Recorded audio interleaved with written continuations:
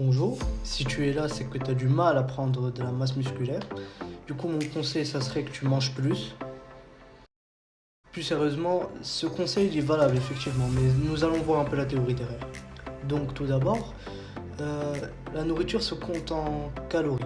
Toute nourriture peut se compter en calories. Donc, par exemple, une pomme équivaut à 52 calories. Mais ce n'est pas aussi simple que ça pour prendre de la masse. Nous allons y revenir un peu plus tard. Il s'agirait de calculer le nombre de calories que tu consommes normalement, c'est-à-dire ton métabolisme de base, le nombre de calories qu'il te faudrait pour survivre, c'est-à-dire juste pour faire fonctionner tes organes et ton cerveau aussi t'en as un. Le métabolisme de base se calcule grâce à la formule de 259 puissance ton poids divisé par la masse de la Terre fois la masse du Soleil. Bon, c'est assez complexe.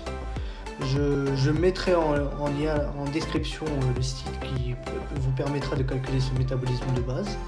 Il faudra rajouter quelques calories en plus si vous faites des activités sportives à côté, si vous bougez beaucoup plus. Donc, s'il vous faut une prise de masse, il faudra tout simplement ajouter environ 300 à 500 calories par jour à votre métabolisme de base.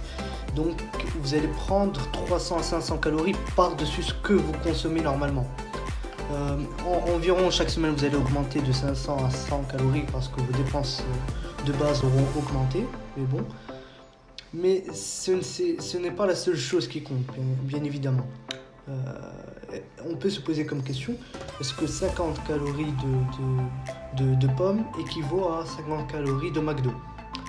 Ça c'est une bonne question. Eh bien, c'est pas du tout la même chose. Il y a un rapport nutritionnel qu'il faut apporter, qu'il faut voir, et il y a aussi les valeurs nutritives que la nourriture va vous apporter.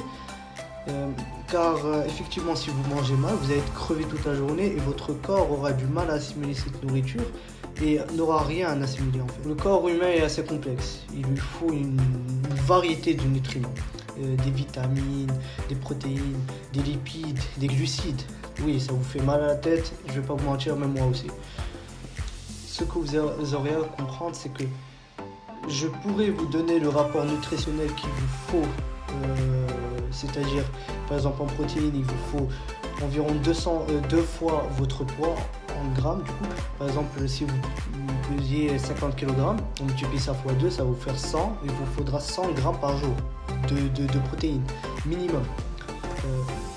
Ça sert à rien d'aller au-delà, mais par exemple, il y a des valeurs nutritionnelles pour lesquelles il vous faudra par exemple X temps de lipides, X temps de glucides, parce que effectivement il faut varier sa nourriture, il faut manger lorsqu'il s'agit. Mais ça ne sert à rien de trop manger non plus, sinon vous allez tout assimiler en tant que graisse et franchement ça va être une perte de temps et vous allez perdre encore plus de temps pour perdre cette graisse.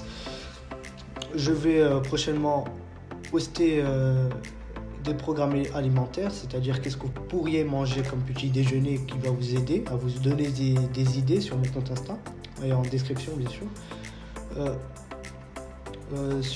Ensuite, comme prochaine vidéo, je pense aller sur le programme de musculation pour vous aider à construire, car ça sert à rien de bien manger si vous faites rien à côté. Si vous exercez pas, vous n'allez pas prendre du muscle, vous allez juste prendre du ventre. Merci beaucoup d'avoir écouté cette vidéo.